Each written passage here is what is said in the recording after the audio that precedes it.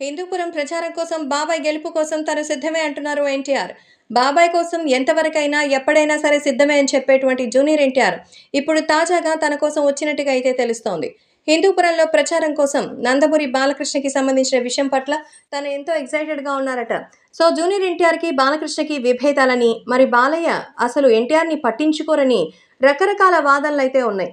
కానీ ఇప్పుడు నందమూరి బాలకృష్ణ గెలవాలని కోరుకుంటూ తాజాగా మరి బాలయ్య బాబు గెలుపు కోసం జూనియర్ ఎన్టీఆర్ రాబోతున్నట్టుగా తెలుస్తోంది.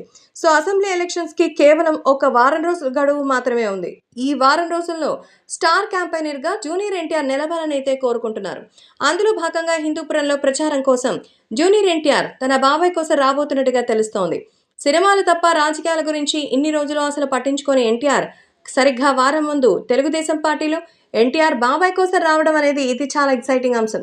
ఇప్పటికే ఎన్టీఆర్ ఫ్యాన్స్ని వైసీపీ వాళ్ళు క్యాష్ చేసుకోవాలని చూస్తూ అటు గుడివాడలోను అలాగే కొడాలి నాని ఎంతగానో ప్రయత్నిస్తున్నటువంటి సంగతి తెలిసిందే. కానీ ఇప్పుడు వాటన్నిటికీ చెక్ పెడుతూ నేరుగా ఎన్టీఆర్కి సంబంధించిన విషయం తెలుసుకుని రావడం నిజంగా ఎంతో అద్భుతంగా అయితే తెలుస్తోంది. కాబట్టి సోషల్ మీడియాలో సైతం ఎంతో అద్భుతంగా ఉందని చెప్పొచ్చు. కాబట్టే సోషల్ మీడియాలో సైతం ఈ విషయం ఎంతో సెన్సేషనల్గా మారుతోంది.